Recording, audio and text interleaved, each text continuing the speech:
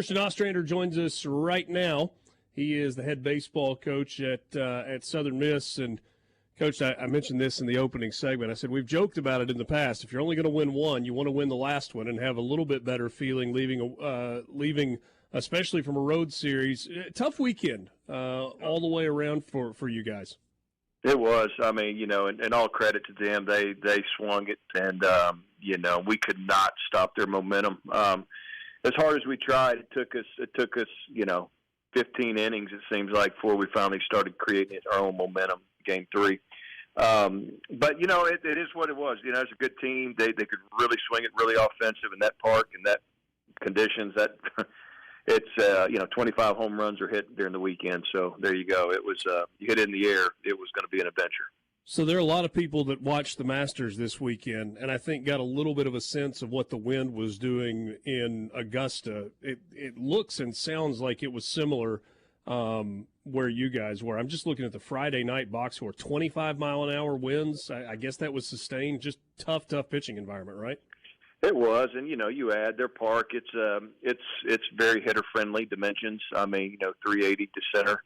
350 in the gaps. I mean, that's yeah. And then you add that conditions and they were very comfortable there. And I think their pitchers handled it better than ours. And I think ours they weren't aggressive enough, nibbled too much. And then they get a good swing off and hit the ball up in the air. And, and it was like I said, became like an adventure out there. So, but we hit the ball too. I mean, so it was very offensive, and they just had more than we had. Their pitchers did a better job than we did the first 2 games.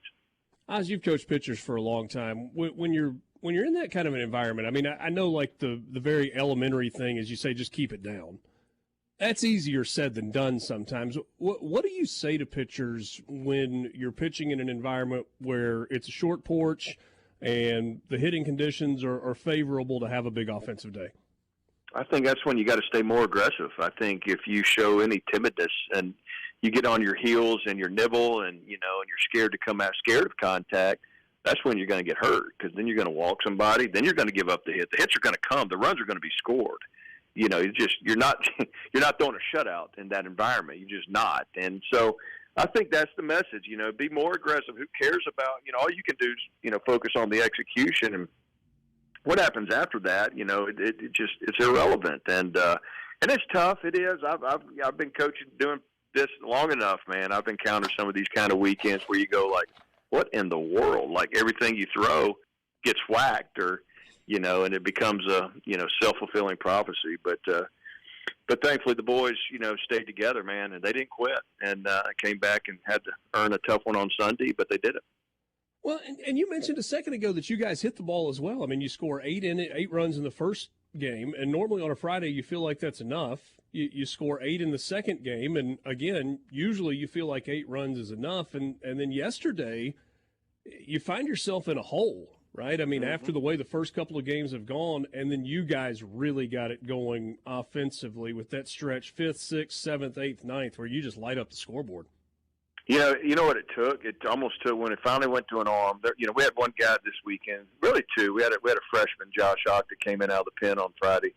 That really put up 2 zeros. But other than that, we only had another guy, Cross Sibley, our lefty, came in, and he was the guy that turned the tides of the momentum. Put a 0 up, then we start hitting, start putting pressure, yada yada, all that stuff, and there you go. So we finally gained the momentum, and it took us a while and stuff. But our offense was great all week, and every hitter would love to go to the park, go to there, and go hit. I mean, it was just the conditions, the way the ball was jumping. I mean, everybody wanted to get their swings off, but our guys did a great job.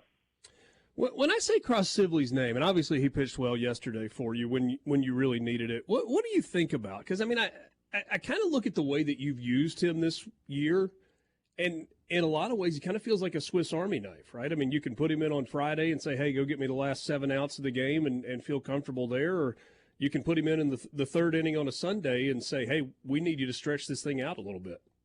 Yeah, he's one of our top leverage guys out of the bullpen.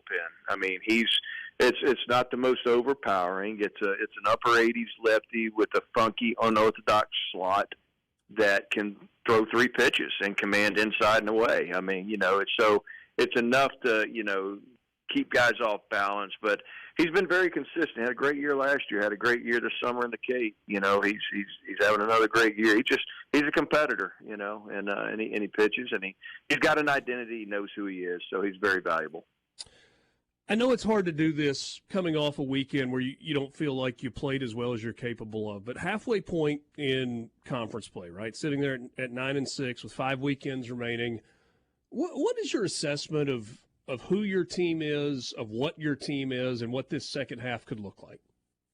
I think our team is kind of where it probably should be. Let's just be honest. With how much youth and new and stuff, inexperience. You know, they're getting indoctrinated every weekend, especially on the road when they play in environments they've never seen before.